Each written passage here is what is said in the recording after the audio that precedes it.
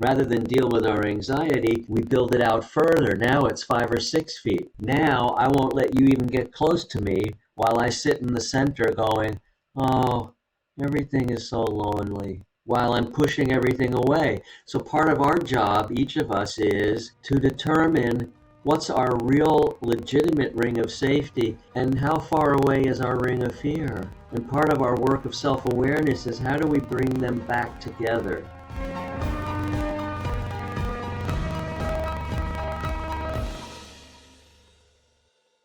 Hi, I'm Dr. Amy Robbins, and welcome to Life, Death, and the Space Between.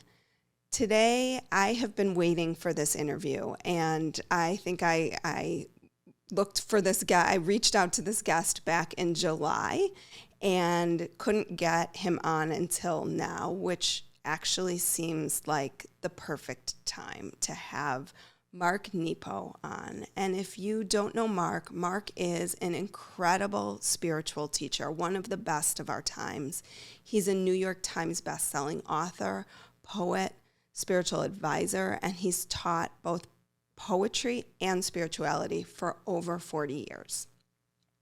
He devotes much of his beautiful writings and teachings to the journey of inner transformation and of the relationships in our life. And much of this was spurred by an early diagnosis with lymphoma in his 30s. And he credits the struggle that he faced to really helping him shape the philosophy of his life.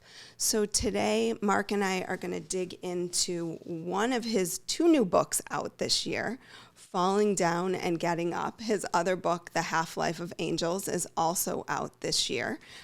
2 books in 1 year is pretty impressive. I've been working on a book proposal for 2 years now and haven't made so much progress. So welcome, Mark. I'm so just thrilled. I feel like I want to just grab a cup of coffee, sit down, and have you kind of pour your wisdom over me in this kind of really painful time in our history, it feels like. So welcome. Oh, thank you. Thank you. It's wonderful to be with you. And these are such difficult times. And you know, what I always say is that to begin with is that I don't have any answers. What I offer are examples, not instructions. And we need to look at these things together in order to love each other forward. That's what I like to say and believe in. So for people who are new to you, and perhaps people who are listening to my show for the first time, or listening to you for the first time, how did you become both a poet and a spiritual advisor, sort of against really your family's better wishes and better judgment in many cases? Well, so I'm 72 now, which when I met someone my age younger, I thought they were ancient. It doesn't seem so old now. And but early in my life, I think I was born, my kind of native language of the heart was through metaphor, even before I knew what that meant. Even as a little boy, I felt like life was speaking to me through metaphor. But I I really, became so deeply a student of all paths that, as you mentioned, in my early 30s, I had a rare form of lymphoma. I almost died from it, and I hadn't been through anything life-threatening up to that point, and that just turned me inside out and upside down. And I was always a heart-centered person in terms of what I believed in, but before my cancer journey, I was way too much in my head. And not through any wisdom on my part, but I was dropped into my heart. And I'm Jewish. I have a great tie to the Jewish heritage. But from that cancer journey, I've become a student of all paths because I had so many people offer me help and blessings from all traditions. So on the other side, all those years ago, and even to this day, I'm not wise enough to know what worked and what didn't. And I was challenged to believe in everything. And so all of my work, all of my books, all of my teaching, I try to affirm what I think is the central truth of all traditions and the unique gifts of each. And it's the cancer survivor in me that feels committed to saying, okay, how, if something speaks to you, how can it be of use? How can it be of use in your life? I have so many questions just from what you said. So the first one is, how can we recognize dropping from our heads into our hearts? Well, much later I learned there is a Lakota saying, the longest journey you will make in your life is from your head to your heart. And that's not because we're stupid or slow, or it's because there is a continent between our head and our heart, and it takes time. And usually great love and great suffering drop us. Everyone into our authenticity. Everyone will be given the chance to be dropped into the depth of life. And that's when the spiritual journey deepens and expands. And it's all about relationship. And I think it comes to us by what we experience and letting experience be our teacher and trusting our heart to tell us what is true. And that, often I have found, and it's with all my writing too, I know what's true before I understand it. And so I have to work with it for it to be my teacher. I can't often in our modern world, we work the other way around. Oh, I need to understand it, and then I'll decide it's true. Well, no, whether it's in relationship, in life, in nature, whatever it might be, I know it's true in my heart, and then I have to be in conversation with it to understand it and let it be my teacher. So there's really a big element of trust in what you're speaking of. Absolutely. And the word trust literally means to follow your heart. And so it's our authenticity in our heart that leads us to each other. So do you feel like, you had this cancer diagnosis early on that broke you open. Do we need some sort of life-threatening experience, or what you called like some sort of painful experience to drop us into that place, or can we find that place other ways? I think that it's not just, often it's a loss or a life-threatening situation, but it doesn't have to be. It could be wonder or grace or beauty or surprise or being loved unconditionally for the first time. It just happened to be cancer for me was the catalyst. So I am honest about talking about how, but it's not only, you know, it's not only difficult passages or thresholds. It can be almost anything. And sometimes, the great poet Rilke, from his writings and letters, it doesn't seem to be any external event, difficult or wondrous. He just one day was kind of reflecting and writing in an attic in Paris, and the world as he knew it was pulled out from under him, and things changed. What's most important is that when something is opened to us, that we follow it, that we follow it. And that's one of the most difficult things right now. It's always been, but it's so strident in our modern world, is that we don't welcome anything new. It's almost as if we've forgotten how to learn. And so when we don't follow our heart, when we let fear guide us, then we only look for what will confirm what we already know, and that's not learning. No, thank God you're not me. Teach me what I don't know. What do you think that's about in terms of our closed offness, if that's even a word? Being so closed off to being open and curious to what's different than us. Especially, we would think we've come so far, and yet it seems like we have not. Well, I think, in my earlier book, Surviving Storms, I tried, my guess, in the first part of that book, to try my guess at how we are where we are today in the modern world. And there are several things, let me just touch on a few. that I think have led us to this kind of perfect storm of isolation and fear. And and they go all the way back to the Industrial Revolution in the 1800s. Now, at that, and then you add to that the technological revolution more recently. But so the Mm-hmm. first thing is that, you know, before that industrial revolution, most of the way we lived and worked was all home and work were in the same place. Most of it was farming, but even if I were a cobbler and I made shoes, I mostly did that at home.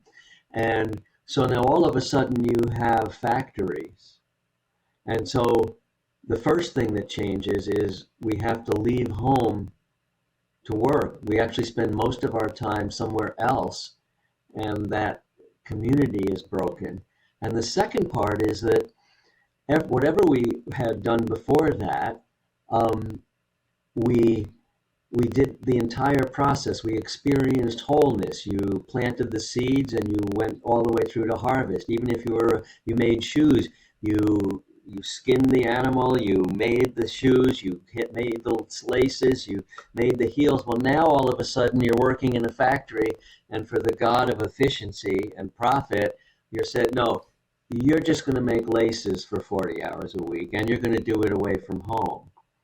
So these things affect us. And so, at that time in the 1840s, um, Karl Marx, and Karl Marx often gets a bad rap, but Marx didn't create Marxism, dictators did. But he was a sociologist who had great insights, and we can't lose his insights. And one of them was he was alive at this time, and immediately he didn't say, let's not have progress. He said, all of these things will divide people from their basic human nature. And if we Right. So haven't, the separateness, you see the separation over time. yes, and so he foresaw, he said, if you have enough citizens divorced from their basic human nature, you will have an alien nation. And he coined the term alienation. He even foresaw the first generation of therapists as alienists to help repair people to their wholeness and their basic human nature. Well, we sure need that today. Mm. We sure need that today. Yeah. So now you add on top of that the certainly the isolation of the pandemic, but you add on top of that the insidious isolation of social media and technology. We we run around with, and I love technology. Look, we're able to be together today, but they're tools.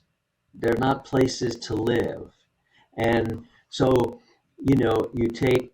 we're all on our tablets, our phones, our computers. Well, we think when we're on our phone or our tablet or that we're alone. Well, we're not, or we think we're in relationship. We're not in either. They are Mm. gateways to solitude and relationship, but they are not. So we actually are in a digital netherworld. So we expend all this energy, but we don't get the rewards from true solitude or from true relationship.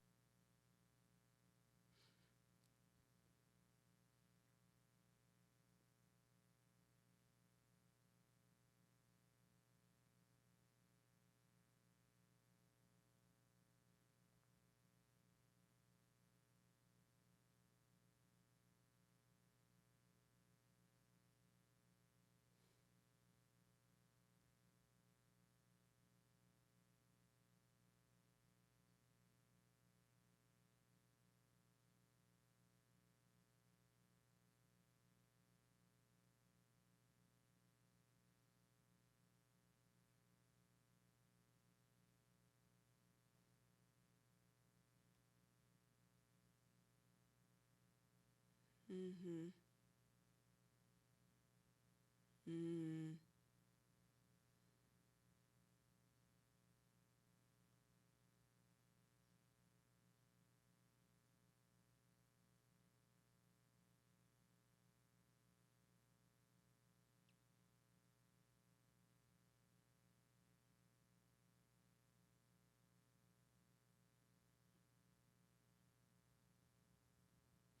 And how, oh,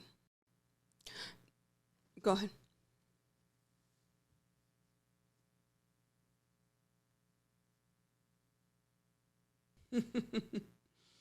So, so a few things. One, I don't know if you do you watch Bill Maher real time ever?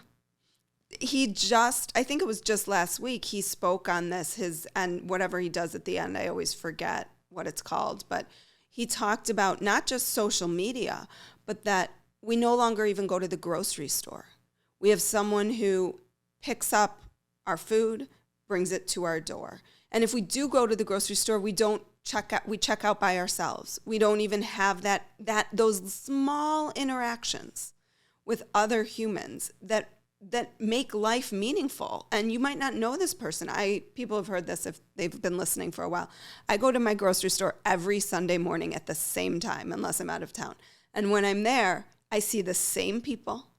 We all smile to each other. I feel like I've watched people's kids grow up at the grocery store. It's like this weird microcosm. I'm friends with the people behind the meat counter. They know me. There is a sense of community that forms in these small little microcosms. And we've been so cut off from that. So other than going to the grocery store again, how do we find, and maybe, not shopping everything on Amazon, how do we find our way? How do we begin to find our way back to this?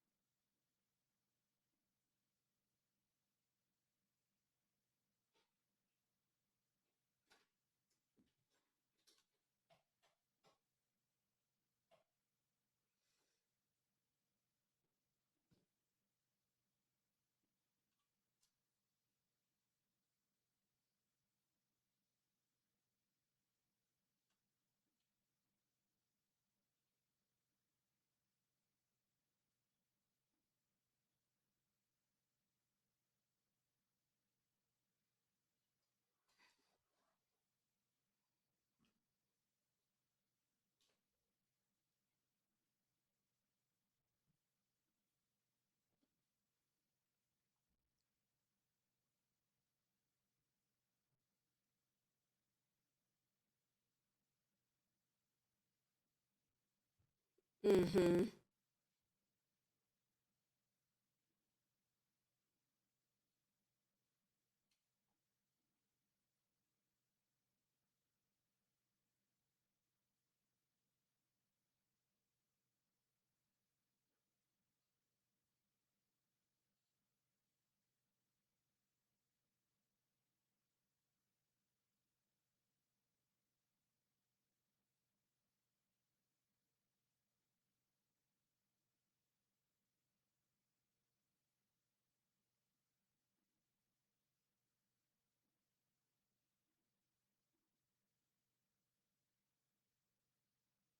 Well, and these feel like such simple things. So, what makes it so hard for us to do that? Is it that we just get so in ourselves that we can't even begin to think about that first step?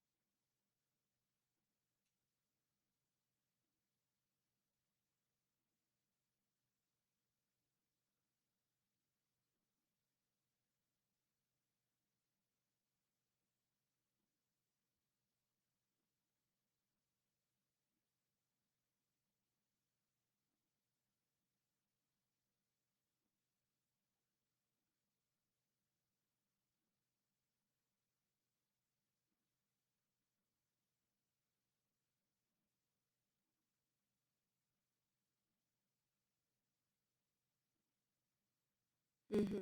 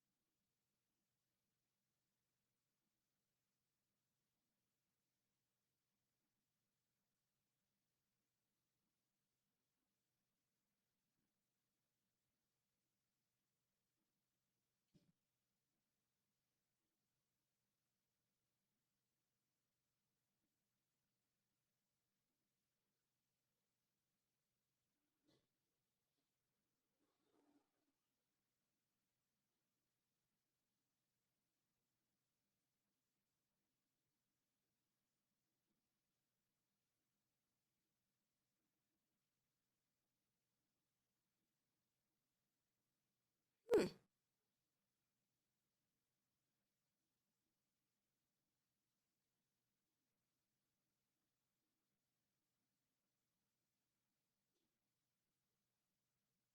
Wow.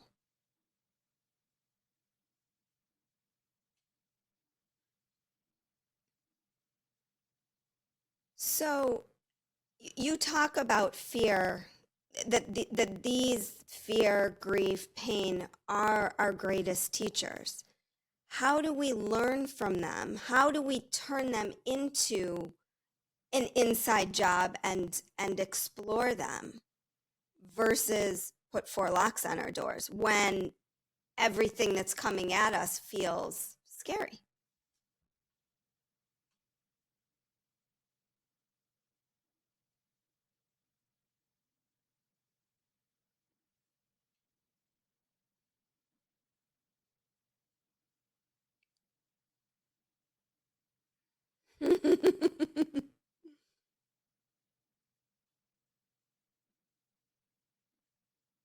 Mm,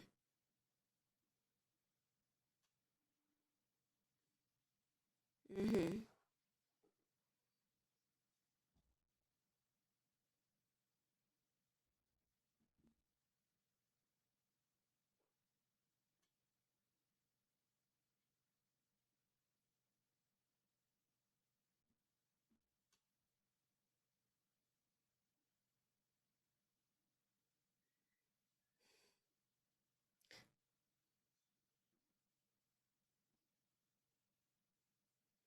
Mm.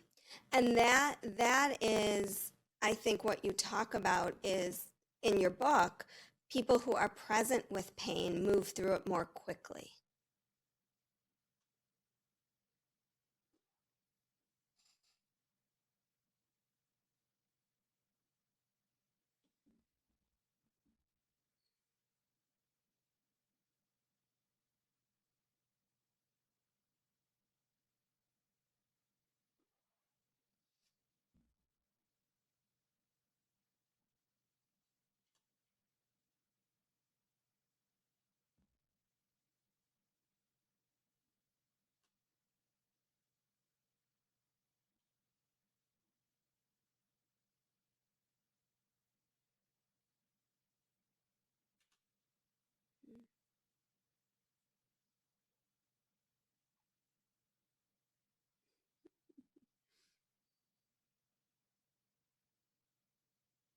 Mm.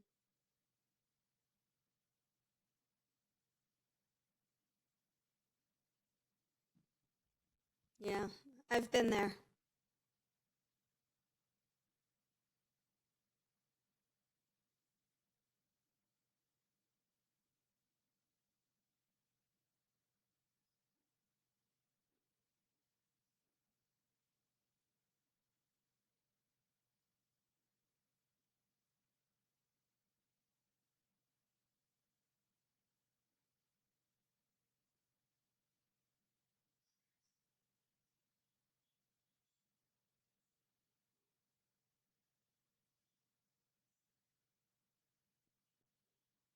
Mm-hmm.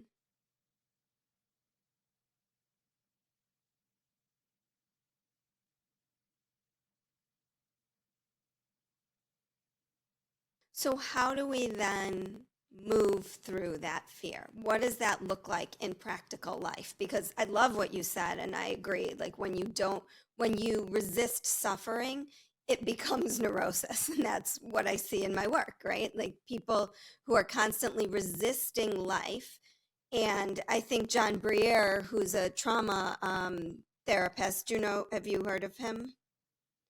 He has I'm assuming these are his words, but he says you don't resist the wave, you learn to surf. And it's that same concept that you can't push against what is. I mean, you can, but it's not going to serve.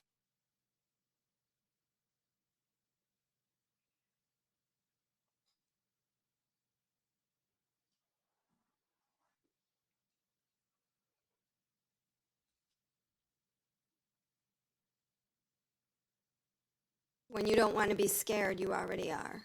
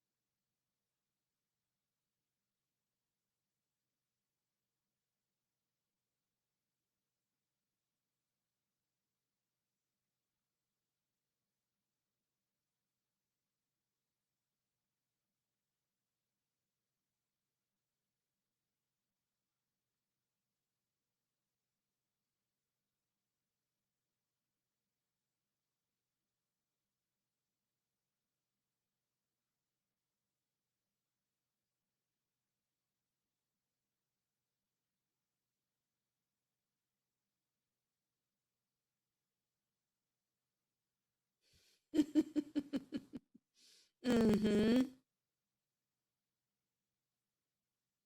Mm-hmm. Mm-hmm.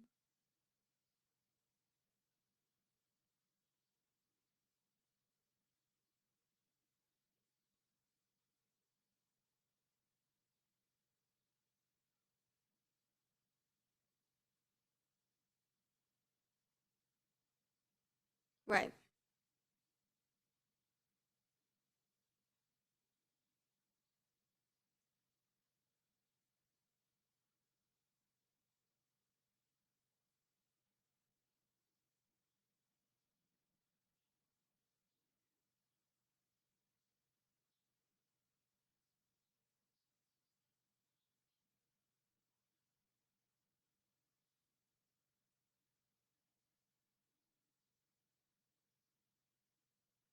Mm-hmm.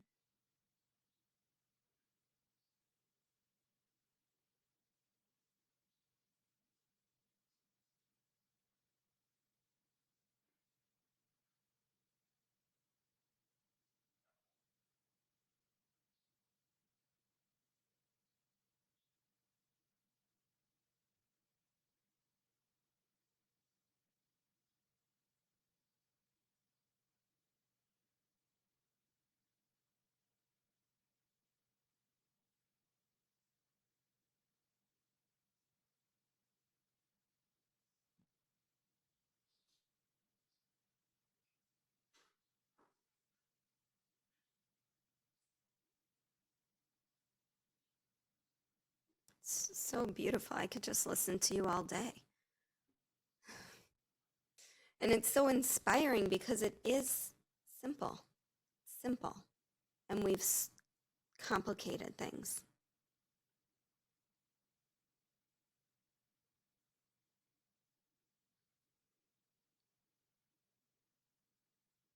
Mm-hmm. Mm-hmm.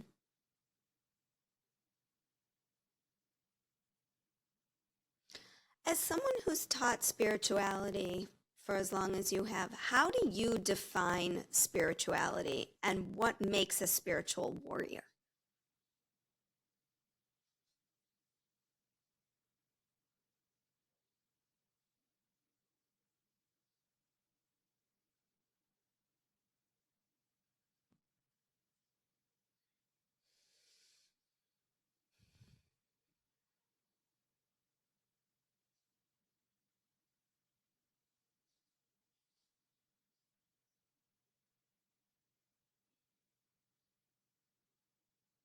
Mm-hmm.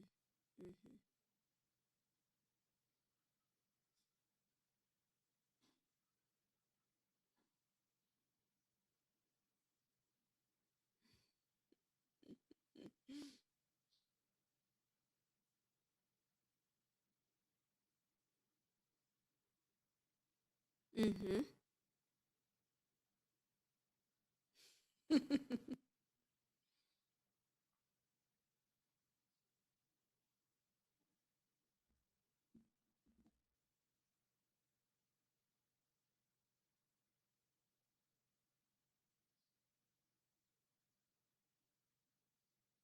Mm-hmm.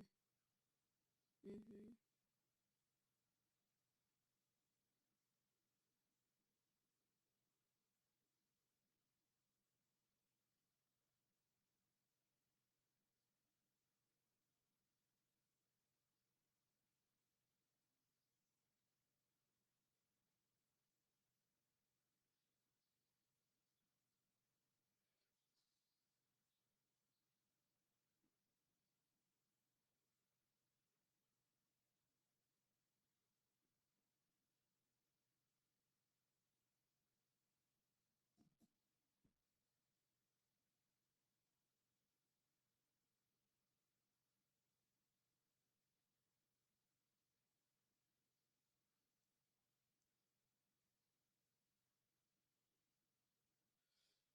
Mm.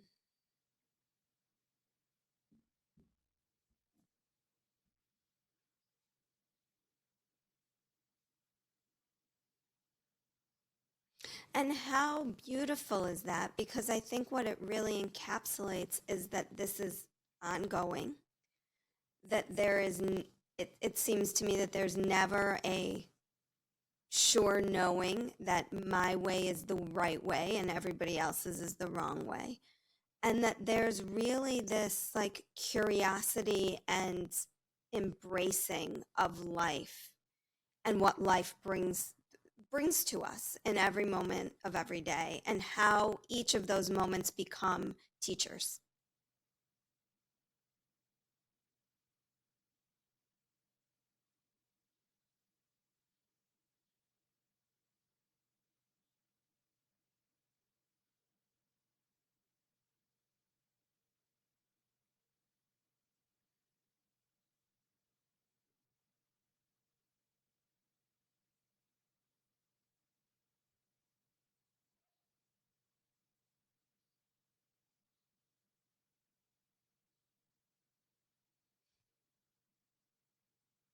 Mhm.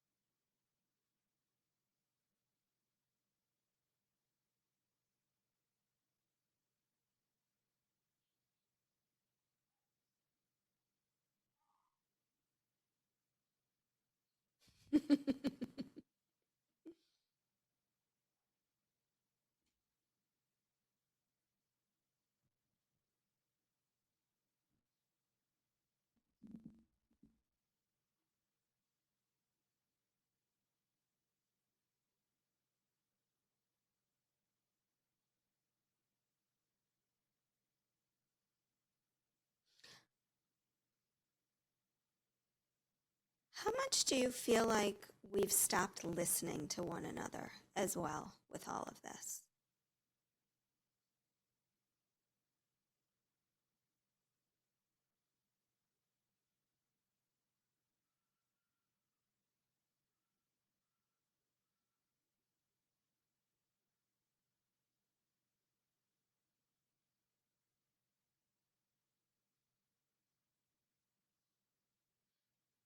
Yeah.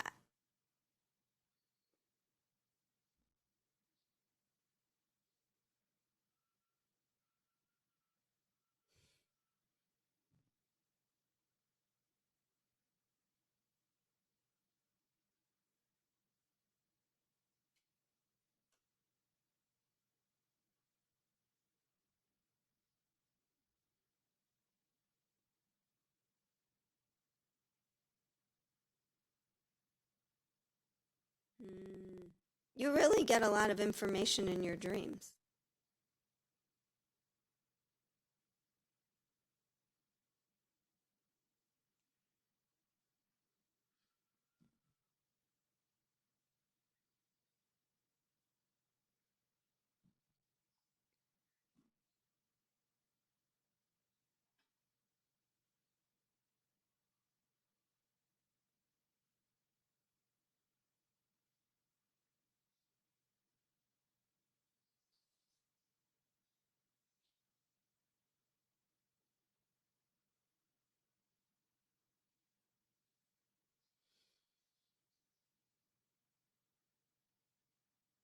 So, do you then attribute that to, like some people would say, spirit teaching you a lesson, life teaching you a lesson? How do you make sense of when this information comes to you and inspires you?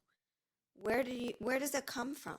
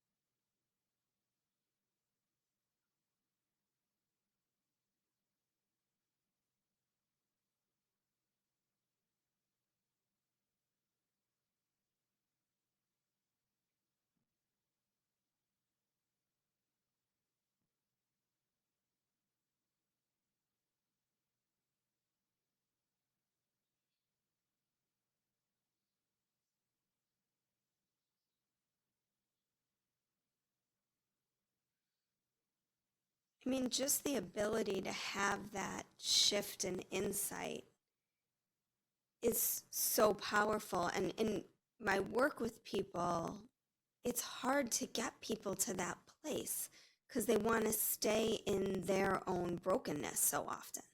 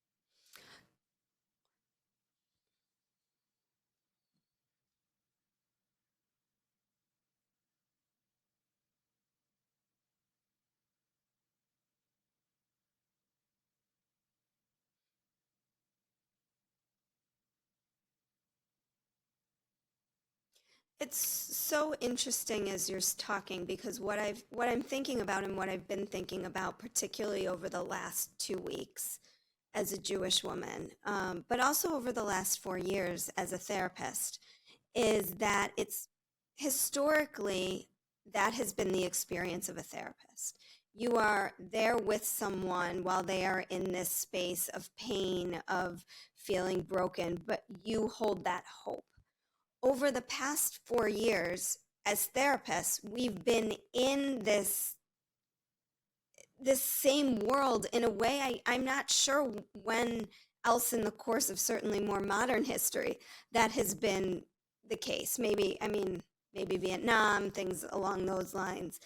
How, and this, in the past 2 weeks, I've felt very protective of my own energy in terms of what I'm taking in, because if I take in too much, then I can no longer hold the space for anybody else to explore what they need to explore because I am so overwhelmed by all the information and how I'm feeling about it. And but how do you see that in this time now when the helpers, the people who are helping to facilitate healing are also probably, I mean, I've spoken to other colleagues too, feel like they're also popcorn in this machine of chaos right now.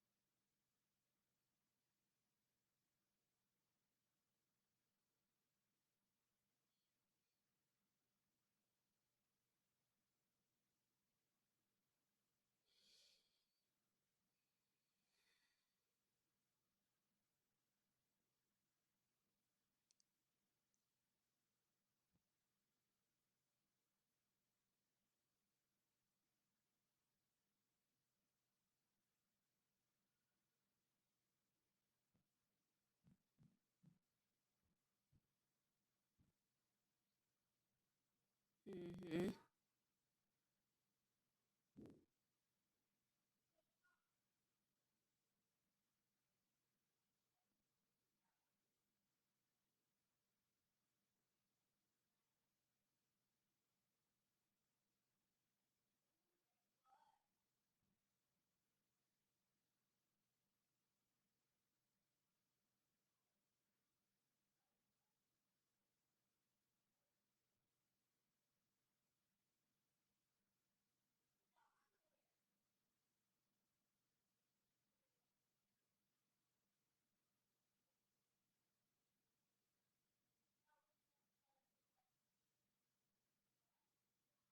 Mm-hmm.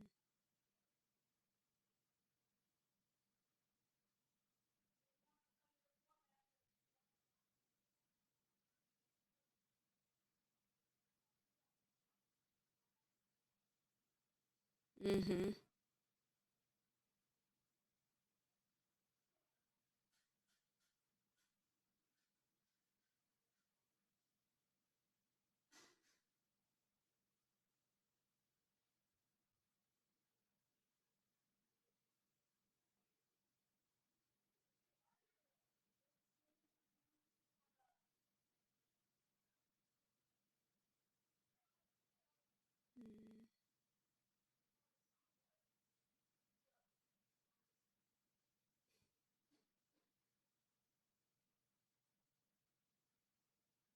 Mm-hmm.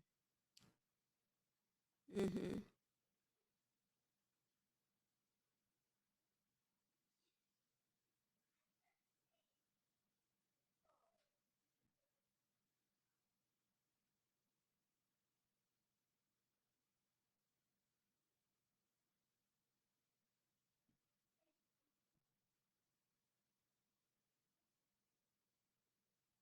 Right.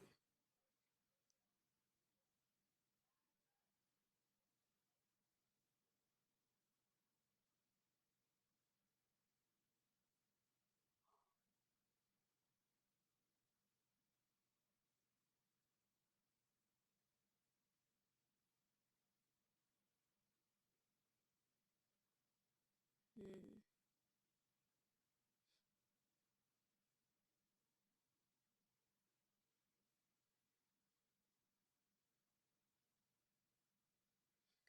Well, and again, I think what you spoke to earlier was that we've become so disconnected from one another that we can't even listen and hear. We've become so siloed in our belief system that there's no space for conversation anymore. It's like, very entrenched, intense. You have to believe what I believe, and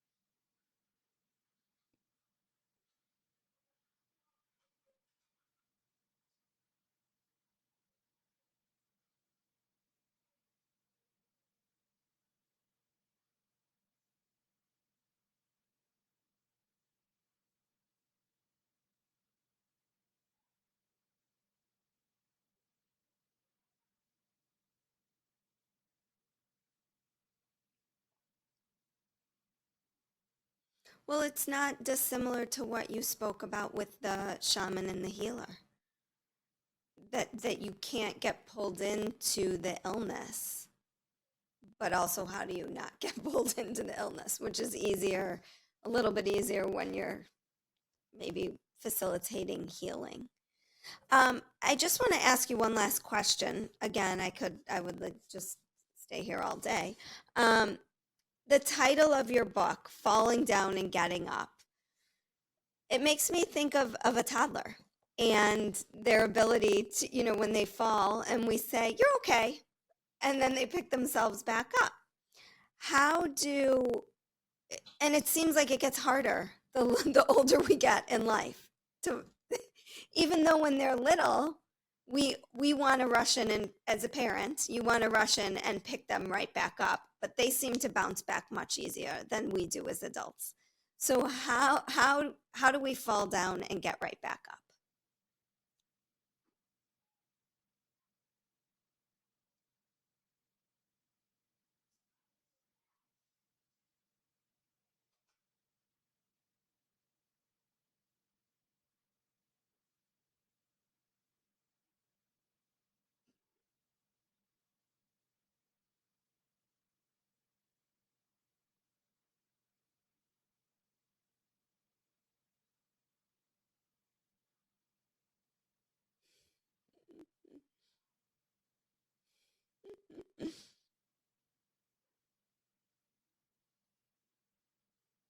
Hmm.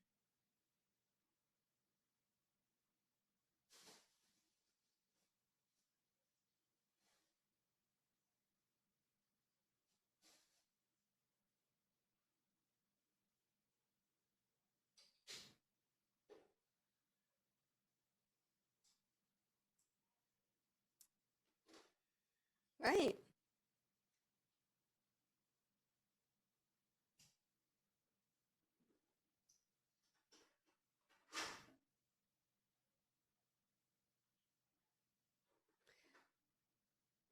God, the caterpillar butterfly is really like the most, I mean, what, now that you've said that and you think about what it transforms into, it almost captures life in that way more than anything else I've ever heard.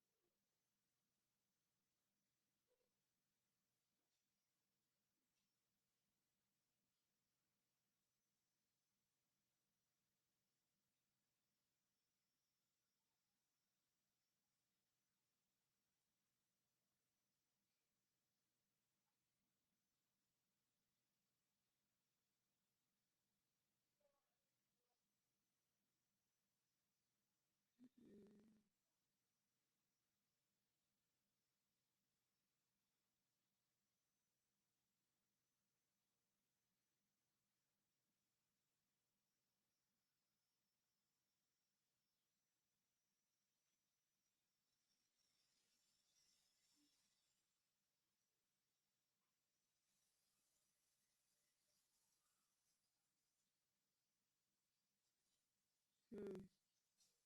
Perfect words to end on, Mark. Thank you. Thank you for this, what felt like just this spiritual bath, shower, shower that I just took in your words. And I hope my listeners took as well. Um, do you want to tell anybody where they can find all of your work, your teachings? You do workshops, you do so much.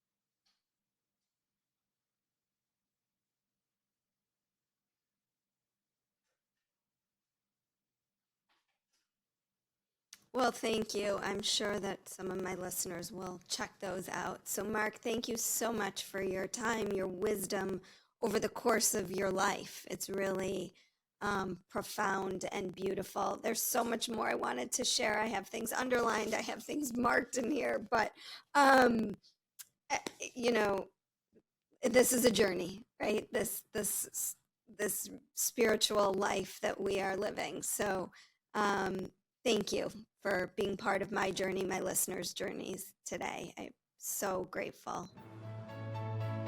Like what you heard today and want to hear more? Wondering what comes next and what it all means? Head over to Apple Podcast, Spotify, Stitcher, Google Play, or anywhere you get your podcasts and hit subscribe. Also, if you could take a minute to rate and review my podcast, I would really appreciate it. Stay tuned as we continue to explore life, death, and the space between.